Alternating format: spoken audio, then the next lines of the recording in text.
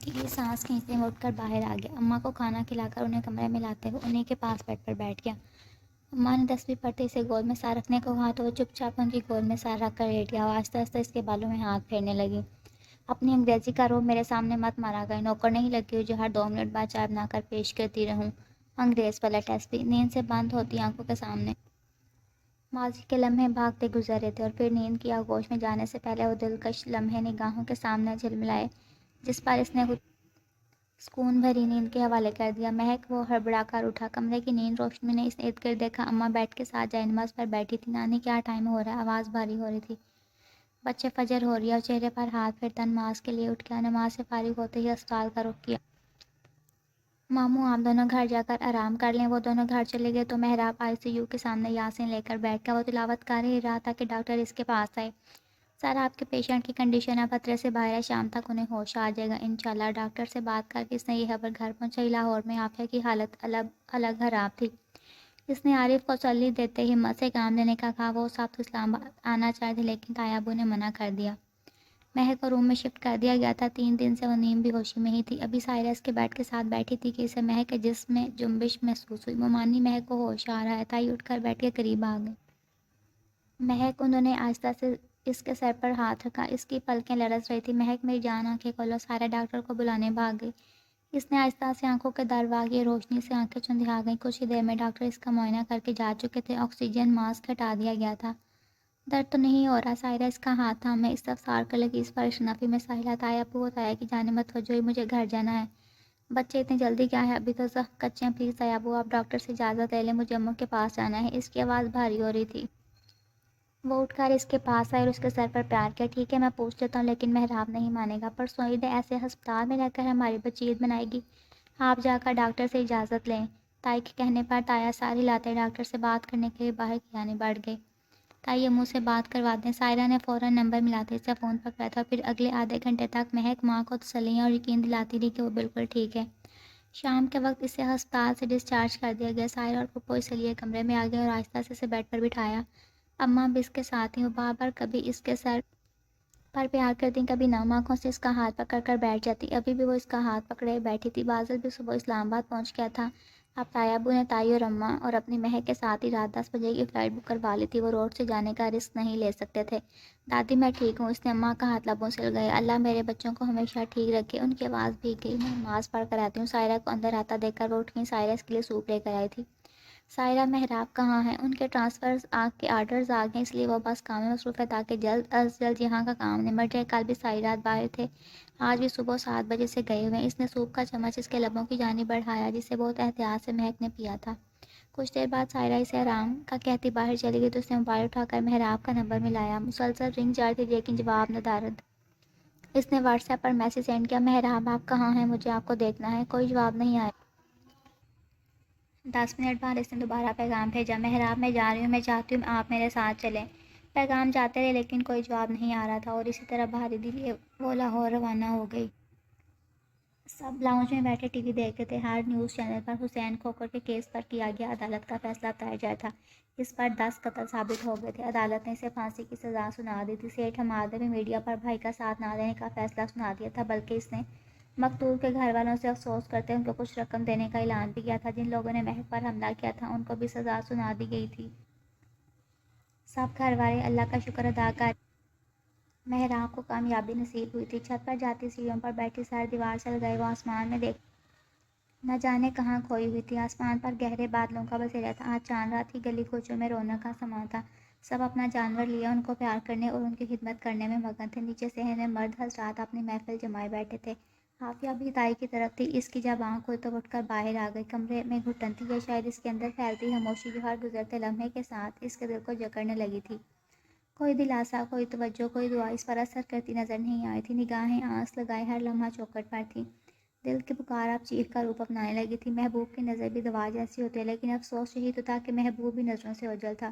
جب دوا ہی نہیں تو شفا کیسے ہوتی؟ کبھی کبھی کسی کا لمس سے مردہ جسم میں جان ڈال دیتا ہے لیکن شکوہ تو یہی تھا کہ وہ لمس کیوں نہیں ہے پاس۔ چند آنسو آنکھوں سے گرتے رخسار پر بہہ گئے۔ باہر گلی میں کسی نے گاڑی میں گانے لگا رکھے تھے۔ دل کو تیری ہی تمنا، دل کو ہے تجھ سے ہی پیار، چاہے تو آئے نہ آئے ہم کریں گے انتظار۔ اس نے سر گھٹنوں میں چھپا دیا۔ ایسے ویرانے میں ایک دن گھٹ کے مر جائیں گے ہم، جتنا جی چاہے پکارو پھر نہیں آئیں گے ہم۔ اس نے جھٹکے سے چہرہ اٹھاتے بے دردی سے آنسو صاف کیے۔ بھاڑ میں جاؤ محراب، وہ سہارا لیتی کھڑی ہوئی، چہرہ غصے سے لال ہوتا۔ عارف جو کسی کام سے سیڑھیاں چڑھتا اوپر آیا تھا، اس پر بھڑک اٹھی۔ یہ کس الو کے پٹھے نے فضول گانے لگائے ہیں؟ جا کر بند کرواؤ ورنہ میں جا کر اس کا سر پھاڑ دوں گی۔ وہ ہکا بکا اسے دیکھتا رہ گیا۔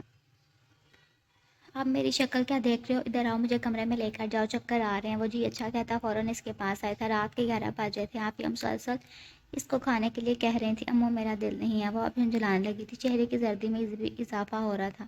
بچے کچھ کھاؤ گی نہیں تو کمزوری کیسے دور ہوگی؟ تھوڑا سا دودھ پی لو، پھر دوائی بھی لینی ہے۔ عافیہ نے پیار سے اس کے بال کان کے پیچھے کیے۔ مہک نے ماں کا ہاتھ تھام پر اس پر اپنی پیشانی ٹکا دی۔ دل کو ایک پل سکون نہیں تھا۔ کہیں درد ہے تو بتاؤ، ڈاکٹر کے پاس لے چلتے ہیں۔ عافیہ آہستہ سے اس کے سر پر ہاتھ پھیرنے لگی۔ مہک نے کراہتے ہوئے سر پیچھے ہیڈ بورڈ سے ٹکا دیا۔ عافیہ نم آنکھوں سے بیٹی کو دیکھ رہی تھی، جس کی بے چینی اب انہیں پریشان کرنے لگی تھی۔ چند ہمیں خاموشی کی نظر ہو گئی، پھر آہٹ پر عافیہ دروازے کی جانب متوجہ ہوئی۔ سویٹ پینٹ پر بھوری ٹی شرٹ، جس میں سے اس کے کسرتی بازو نظر آ رہے تھے، چہرے پر سنجیدگی اور آنکھوں میں درد لیے چوکھٹ پر محراب کھڑا تھا۔ عافیہ کے لبوں پر مسکراہٹ پھیل گئی۔ مہک ہنوز آنکھیں موندے بیٹھی۔ عافیہ خاموشی سے اٹھ کر محراب کو پیار کرتی باہر نکل گئی۔ وہ قدم قدم چلتا بیڈ کے پاس آیا۔ مہک نے کھانسی پر بے ساتھ ہاتھ اٹھا کر اپنے کندھے پر رکھا، کیونکہ کھانسنے پر درد کی لہر سی اٹھی تھی۔ وہ سیدھی ہوئی سامنے کھڑے محراب کو دیکھتی وہ چونکی۔ نظروں نے پلٹنے سے انکار کر دیا، لیکن کھانسی کا دورہ شدید تھا۔ محراب نے ہاتھ میں موجود سامان ایک طرف رکھتے تیزی سے پانی کا گلاس اٹھا کر نرمی سے اس کے لبوں سے لگایا۔ چند گھونٹ لے کر مہک نے چہرہ پیچھے کر لیا۔ وہ اس کے سامنے ہی بیڈ پر فاصلے پر بیٹھ گیا۔ ایک ٹانگ بیڈ سے نیچے تھی، دوسری فولڈ کر کے بیڈ پر رکھی۔ مہک چند لمحے سے دیکھتی تھی، پھر نظریں جھکا لیں۔ غصہ، بے چینی، اذیت، تکلیف سب کچھ غائب ہو گیا تھا۔ کیسے ہیں وہ؟ مسکرایا۔ شکر ہے، آخرکار میرا حال پوچھنے کا خیال آ ہی گیا، لیکن بڑے برے وقت میں آئے۔ مہک نے اسے نہیں دیکھا۔ محراب نے اس کا ہاتھ تھاما۔ درد میں ہوں ایک پل چینی، وہ کمزور لگ رہا تھا۔ مہک اس کے ہاتھ میں قید اپنے ہاتھ کو دیکھنے لگی۔ کیسا محسوس کر رہی ہو؟ مہک نے نظریں نیچے ہی رکھتے سر کو جنبش دیتے جواب دی۔ ٹھیک ہوں۔ سر ہلانے سے دائیں بائیں کندھے سے آگے آتے بال جھول اٹھے۔ اس کی جھکی پلکوں اور معصومت آپ محراب کو اپنا دل ڈوبتا محسوس ہوا۔ اسے سر اٹھایا، کمرے کی کھڑکی پر لگے پردے ہوا سے ایسا ایسا لہرا رہے تھے۔ فلک پر چمکتا چاند تو کب کا گہرے بادلوں کی اوٹ میں تھا۔ صحن میں لگے موتیوں کے پھولوں کی خوشبو کھڑکی کے ذریعے کمرے کو بھی مہکا رہی تھی۔ محراب نے بائیں ہاتھ سے اس کا ہاتھ تھامے دوائیاں ہاتھ بڑھا کر ایسی اسے کے چہرے پر آتے بال کان کے پیچھے کیے۔ اس نے آنکھیں بند کرتے نرم لمس کا دل پر محسوس کیا۔ دونوں کا دل دھڑک اٹھا۔ دونوں چند دن پہلے موت کی اذیت سے گزرے تھے۔ مہک کے گلے میں آنسوؤں کا گولا سٹکا۔ محراب نے ہاتھ اس کے رخسار پر رکھ دیا تو اس نے دایاں ہاتھ اٹھا کر اپنا ہاتھ محراب کے ہاتھ کے اوپر رکھا۔ مجھے لگا تھا میں مر جاؤں گی۔ روندی آواز نامشکل نکلی تھی۔ محراب کی آنکھوں میں سرخی تیر گئی۔ تمہیں دیکھ کر مجھے بھی اپنے لیے یہی لگا تھا کہ میں مر جاؤں گا۔ دونوں ایک دوسرے کو دیکھ رہے تھے۔ اس نے آگے ہوتے نرمی سے اسے اپنے سینے سے لگایا۔ آپ نے اتنا وقت کیوں لگا دیا محراب؟ میں نے آپ کو بہت یاد کیا۔ میں ڈر گیا تھا مہک، میں تم سے شرمندہ ہوں۔ میں تمہاری حفاظت نہیں کر سکا۔ تمہاری ایسی حالت کے پیچھے جن کا ہاتھ تھا، جب تک انہیں انجام تک نہیں پہنچاتا میں تمہارے سامنے نہیں آنا چاہتا تھا۔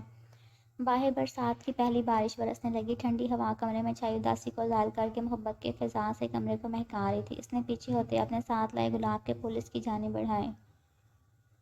ہٹائیں اسے یہاں سے، میں آپ سے بہت شدید والی خفا ہوں۔ یہ جو آپ کے اندر انا اور غرور ہے نا، اسے میرے سامنے مت آزمایا کریں۔ آپ کی ہمت بھی کیسے ہوئی میری کالز اور میسیجز کو نظر انداز کرنے کی؟ مغرور انسان، میں اب آپ کو بلاک کروں گی۔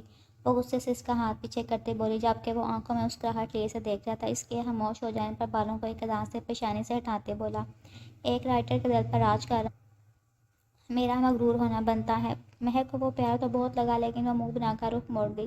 اچھا، ناراضگی حد کرو، میں کھانا لے کر آ رہا ہوں۔ بہت بھوک لگ رہی ہے، مجھے خبر ملی ہے تم نے ممانی کو بہت تنگ کیا ہے، ابھی سارے نہرے نکالتا ہوں۔ وہ اسے دھمکاتا باہر چلا گیا۔ مہک نے مسکرا کر چوکھٹ کو دیکھا جہاں سے وہ غائب ہوا تھا۔ ماشاءاللہ ماشاءاللہ، یہ میں کیا دیکھ رہی ہوں؟ محراب بھائی، مہک آپ بھی کے مال بنا رہے ہیں؟ امیمہ نے کمرے میں آتے حیرانگی سے کہا۔ مہک کبھی بازو نہیں ہلا سکتی۔ کانوں میں جھمکے اور ہاتھوں میں چوڑیاں پہنانے کے بعد اب وہ آہستہ سے اس کے بالوں میں برش پھیرا تھا۔ جہاں مہک نے لال رنگ کا کلیوں والا فراق پہن رکھا تھا، تو وہیں محراب نے ہاس مہک کی خواہش پر سفید شلوار قمیض زیب تن کیا تھا۔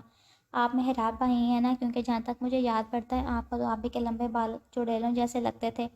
اس کی شرارت پر محراب نے گھبرا کر مہک کو دیکھا، جو امیمہ کی جانب متوجہ ہوئی تھی۔ کیا مطلب؟ یہ کس نے کہا؟ اسے تو یقین ہی نہیں آیا، کیونکہ محراب تو ہر بار کہتا تھا وہ اس کے بالوں کا دیوانہ ہے۔ किसी ने नहीं, महराबा ही कहते थे। महराब ने उमैमा को चुप रहने का इशारा किसे वो दे चुकी थी। हटें पीछे, वो अपनी जगह से खड़ी हो गई और एक हाथ से इसे ब्रश चपटा। उमैमा हंसती हुई बाहर निकल गई। अरे यार, वो पहले की बात, इसने मामला सुलझाना चाहा। आपकी हिम्मत भी कैसे है मुझे चुड़ैल कहने की? तुम भी तो मुझे पता नहीं क्या क्या कहती रहती हो। अच्छा, बाल तो बनवा लो, मैं मुँह से बनवा लूँगी। बाहर जाने बढ़ लगी। यार अजीत है, मुझे याद है मेरी ईदी तैयार रखी। हाँ, सीढ़ी पर तैयार है। बाहर निकलते इसने गर्दन मोड़कर से घूरा था। जिस पर इसने आंख मारी वो बाहर आ गई। आफिया किचन में मसरूफ थी। अम्मू मेरे बाल बना दे। महक देखती रही। मेरे गोश्त वाले हाथ है, मुँह बनाती बरामदे में आ गई और मैं माता पर बैठी गीत गाई थी। आए मैं बनाती हूँ। बाल बनाकर अभी सीधी हुई थी कि आरिफ इसे देता वहाँ आ गया। आप ही, मैं आपके लिए कुछ लाया हूँ। आरिफ हाथों में बड़ी सी थाल पकड़े इसके पास है जो बड़े से कपड़े से ढकी हुई थी। ये क्या है? महराब सीने पर हाथ बांधता वहीं दीवार के साथ खड़ा गया। खुद देख लें। महक ने एक हाथ बढ़ाकर कपड़ा उठाया और अगले ही लम्हे पूरा घर इसकी चीज़ से गूंज उठा था। आरिफ हाथ में पकड़े थाल पर इसी गाय का सार रखे हुए था जो महक के पीछे भागी थी। उमैमा भी चिल्लाती झटके से उठती पीछे हुई। पीछे करो इसे, वो चीखती। इसे खुद से दूर हो जाने का कह रही थी जब आरिफ इसके पीछे दफ़ा हो जाओ। आरिफ और महराब की जाने भागी। इसकी हालत ऐसी नहीं थी कि वो भाग दौड़ कर सके। एक ज़ोरदार चक्कर से इसका सर घुमा। महराब ने एक ही जिस्म से पकड़ते अपने साथ लगा लिया। तुम ठीक हो? वो आंखें बांध के इसके साथ लगी खड़ी रही। महराब इसे यहाँ से दफ़ा करें, इससे पहले आफिया को सब पता चल जाए और वो इसकी बैंड बजा दें। आरिफ सॉरी सॉरी फ़ौरन भाग गया। महराब महक को कमरे में ले गया था। महक के साथ हुए हादसे से सारी तकरीबात आगे कर दी गई थी और अब एक महीना गुजर जाने के बाद काफ़ी हद तक सेहतयाब हो गई थी। दरमियान में महराब अपनी ड्यूटी की वजह से सवाल चला गया था। बाजिल और सायरा की शादी की तैयारियां दोनों घरों में शुरू हो चुकी थी। इसका सारा सामान पैक हो चुका था। परसों महक को स्वाद के लिए रवाना हो जाना था।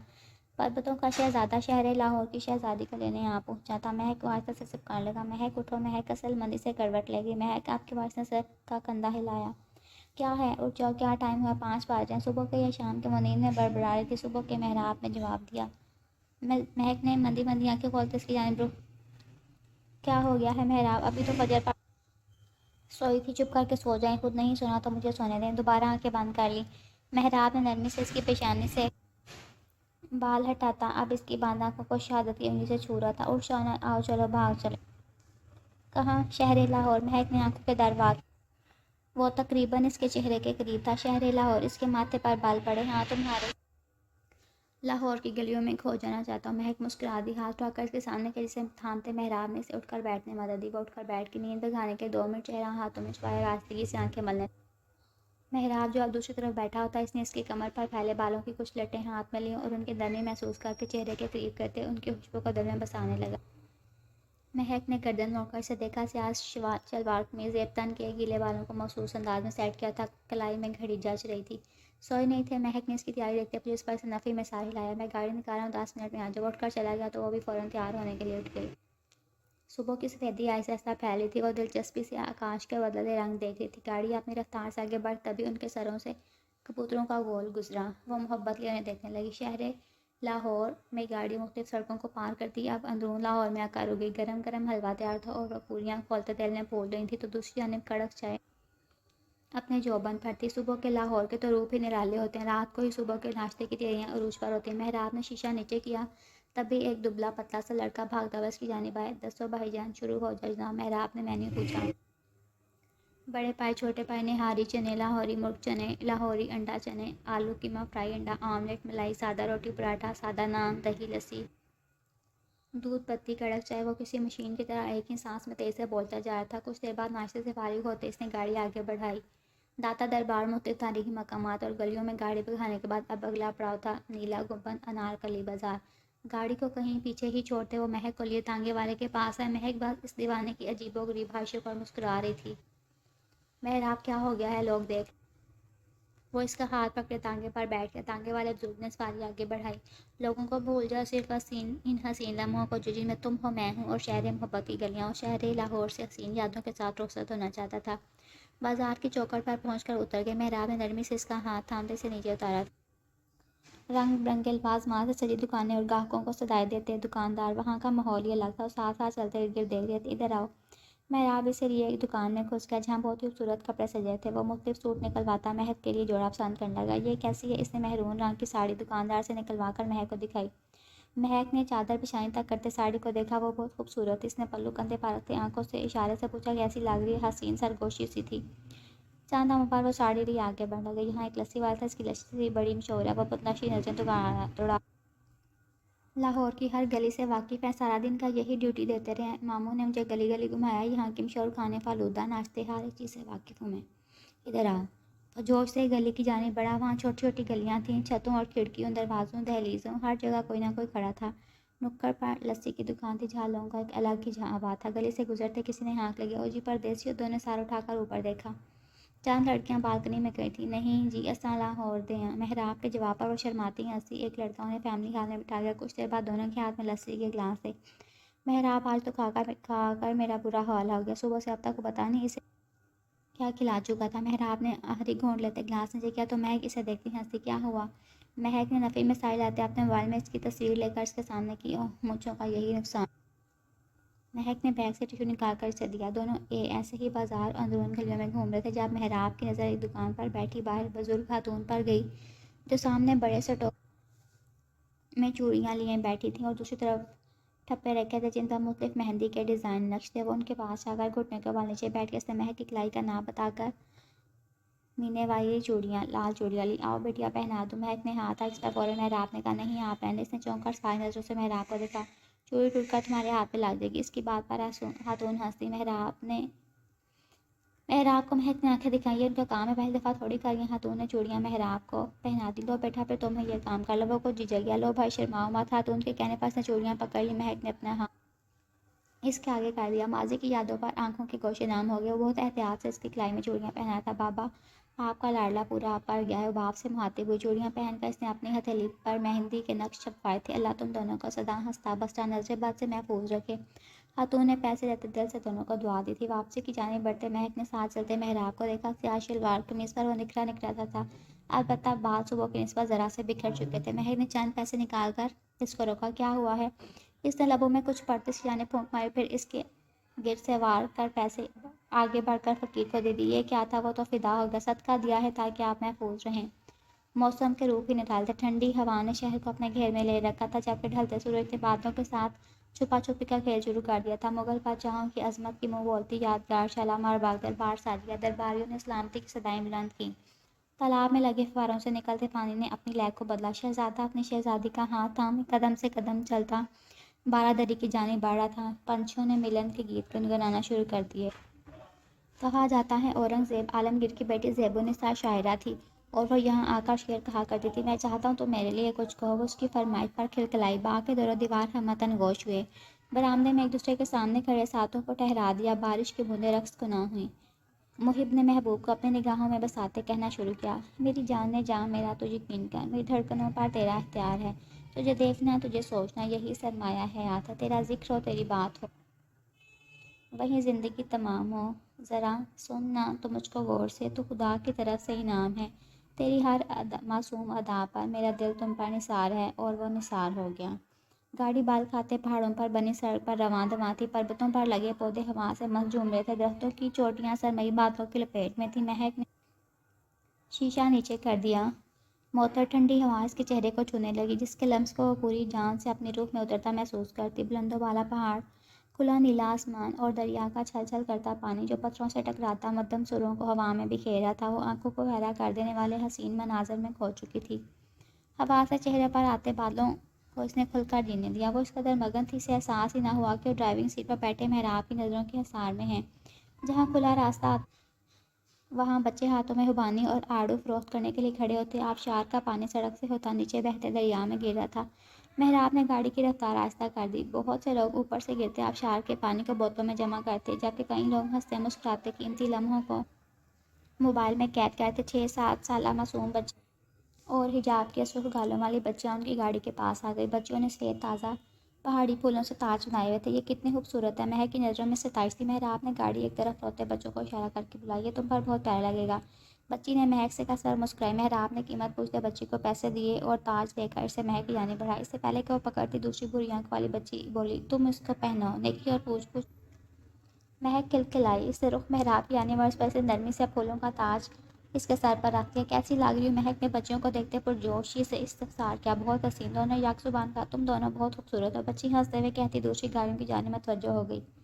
محراب نے بھی گاڑی آگے بڑھا دی تھی۔ آپ نے نہیں بتایا کیسی لگ رہی وہ محراب سے پوچھنے لگی۔ وہ مڑے ہی تھے کہ اگلے ہی لمحے گاڑی پر پھولوں اور کلیوں کی پھلوار برسنے لگی۔ موسم بہار نے اپنی موجودگی کا اعلان کیا۔ پاس پہاڑوں پر آڑو اور خوبانی کے پھول فضا کے ساتھ مل کر اپنے شہر میں آنے والوں کا بھرپور اس طریقے سے استقبال کرتے۔ محراب نے گردن موڑ کر ایک لذیذ دفعہ پھر دوبارہ رخ موڑ لیا۔ اس وقت مجھ سے یہ سوال نہ ہی کرو کیونکہ میں لفظوں میں بیان کرنے سے قاصر ہوں کہ اس وقت تو مجھے کتنی حسین لگ رہی ہو۔ مہک نے بایاں ہاتھ شیشے سے باہر نکال کر ہتھیلی کھول دی۔ لبوں پر بڑی خوبصورت مسکراہٹ تھی۔ لیکن میں چاہتی ہوں کہ آپ مجھے بتائیں کہ کتنی حسین لگ رہی ہوں۔ اس نے چمکتی آنکھوں سے محراب کے چہرے کو اتنی حسین کہ مجھے اپنی نظروں کو قابو میں رکھنا سخت جان جوکھوں کا کام لگ گیا۔ دل ہی دل میں دعا کر رہا ہوں کہ یا اللہ ہمیں خیر خیریت سے منزل پر پہنچا دے۔ مہک ہنسی اور پھر ہنستی چلی گئی۔ دونوں کے بال ہوا سے بکھر چکے تھے۔ مہک نے ہاتھ اندر کرتے کندھوں پر رکھی چادر دوسری اور ہاتھ گول میں رکھ لی۔ آنکھوں میں چمک اور چہرے پر مسکراہٹ کا راج تھا۔ محراب کا حال بھی اس سے مختلف نہ تھا۔ خواہش تو تھی کہ آپ کا ساتھ نصیب ہو جائے لیکن کبھی سوچا نہیں تھا کہ زندگی اتنی حسین ہو جائے گی۔ آپ کے سنگ پہاڑوں کا سفر کرنا چاہتی تھی، پہاڑ جہاں زندگی دلکش لگتی ہے۔ مہک کے بولنے پر محراب نے بایاں ہاتھ بڑھا کر اس کا دایاں ہاتھ اپنے ہاتھوں میں لے لیا۔ گاڑی منزل کی راہ پر گامزن تھی۔ مجھے جنت میں ہونے کا گمان ہونے لگا ہے۔ فلک پر گہرے بادل برسنے کو تیار تھے۔ رائٹر صاحبہ آپ کا یہ ایس بھی بڑا کمزور دل کا بندہ ہے، اس قدر عنایت پر دل ہار بھی سکتا ہے۔ محراب کی بات پر اس نے ہنستے ہوئے سر جھکایا۔ چپکے سے ایک موتی رخسار پر گرا جسے محراب نے نرمی سے اپنے پروں پر چن لیا۔ ظالم لڑکی، بندے کی جان لوگی کیا؟ مہک نے تیزی سے اس کے کندھے پر تھپڑ رسید کیا۔ فضول بات مت کیا کریں، اس نے منہ پھلا لیا۔ اچھا سنو بیگم، تمہارے لیے غزل یاد کیا۔ وہ یکدم کھل اٹھی۔ چلے پھر جلدی سے سنائیں۔ وہ پوری اس کی طرف گھوم کر بیٹھ کے رمجم برسنے کو تھی۔ اچھا تو عرض کیا ہے؟ مہک کی مسکراہٹ گہری ہوئی۔ اس کا ہاتھ ابھی محراب کی گرفت میں تھا۔ چہرے پہ میرے زلف کو پھیلاؤ کسی دن، کیا روز گرجتے ہو برس جاؤ کسی دن۔ مہک کی مسکراہٹ غائب ہوئی۔ رازوں کی طرح اترو میرے دل میں کسی شب، دستک پہ میرے ہاتھ کی کھل جاؤ کسی دن۔ مہک کی ہتھیلیاں بھیگ گئیں۔ پیڑوں کی طرح حسن کی بارش میں نہا لوں، باطل کی طرح جھوم کے گھراؤ کسی دن۔ محراب نے گاڑی کی رفتار سست کرتے اس کی آنکھوں میں جھانک دیکھا اور مہک کو لگا وہ بے ہوش ہو جانے پلکیں بھاری ہونے لگی تھیں۔ اس نے ان کو جھکا دیا۔ خوشبو کی طرح گزرو میرے دل کی گلی سے، پھولوں کی طرح مجھ پر بکھر جاؤ کسی دن۔ اس کی گھمبیر آواز مہک کے دل پر امتحان کی طرح اتری تھی۔ اس نے اپنا ہاتھ محراب کی گرفت سے آزاد کرانا چاہا۔ وہ اس کے چہرے کو دیکھنے کی ہمت کھو چکی تھی جبکہ محراب اس کے ہاتھ کو انجوائے کرتا آگے کہہ رہا تھا، گزریں جو میرے گھر سے تو رک جائیں ستارے، اسی طرح میری رات کو چمکاؤ کسی دن۔ وہ ہلکا سا اس کے کان کی جانب جھکا تھا جبکہ نظریں سامنے سڑک پر تھیں جن میں شرارت کا بسیرا تھا اور مہک کے چہرے پر گھبراہٹ کے اثار تھے۔ اس کے حواس معطل ہونے لگے۔ میں اپنی ہر ایک سانس اسی رات کو دے دوں، سر رکھ کے میرے سینے پہ سو جاؤ کسی دن۔ مہک نے جھٹکے سے اپنا ہاتھ اس کے ہاتھ سے کھینچا۔ رخسار دہک اٹھے تھے۔ دروازے کے ساتھ چپک کر بیٹھتے اس نے رخ پوری طرح باہر کی جانب موڑ لیا۔ کیسی لگی؟ معصومانہ انداز اپناتے استفسار کیا۔ نہایت ہی واہیات۔ وہ بڑبڑائی۔ محراب جو اس کی بڑبڑاہٹ سن چکا تھا کہکہا لگا کر ہنس دیا۔ اس نے پوری طرح خود کو لاتعلق ثابت کیا تھا۔ اس نے گاڑی چشمے کے ساتھ بنے ڈھابے کے پاس روکی۔ فضا میں پکوڑوں کی خوشبو پھیلی تھی۔ دونوں اتر کر باہر آ گئے۔ شام کے سائے پھیلنے کو تھے۔ محراب چائے پکوڑوں کا آرڈر دے کر مہک کی جانب پلٹا۔ وہ اوپر پہاڑ پر چڑھتی چشمے کے پاس بڑے سے پتھر پر جا کر بیٹھ گئی اور ہاتھ میں ٹھنڈا پانی جمع کرنے لگی۔ محراب بھی اس کے پاس آ کر بیٹھ میری طرف دیکھو تو صحیح۔ اس نے بمشکل مسکراہٹ دبائی۔ اپنا چہرہ گم کریں۔ وہ اب دونوں ہاتھوں میں پانی جمع کر تھی۔ ایک تو میں تمہارے لیے غزل یاد کیا، اوپر سے تم منہ پھیلا رہی ہو۔ اسے تو بہتر تھا اپنی زحمت نہ ہی کرتے۔ میں آپ کو ایک شریف انسان سمجھتی تھی ایس پی، آپ نے میری امیدوں پر پانی پھیر دیا ہے۔ اس نے ہتھیلی میں جمع پانی سے اچھال سر بدل کر پیچھے او یار ٹھنڈا پانی۔ اس کی شرٹ گیلی ہوئی تھی۔ دل تو کہہ رہا ہے اسی چشمے کے نیچے آپ کو کھڑا کر دو۔ وہ کھڑی ہوگی البتہ نظر محراب پر نہیں ڈالی تھی۔ وہ اس کے ساتھ سے ہوتی گاڑی کے پاس جانا چاہتی لیکن محراب نے اس کی کلائی تھام لی۔ دونوں آمنے سامنے کرتے مہک کے بال ہوا سے چہرے پر آنے لگے تو اس نے بڑے پیار سے انہیں پیچھے کرتے اس کا دوپٹہ درست کیا۔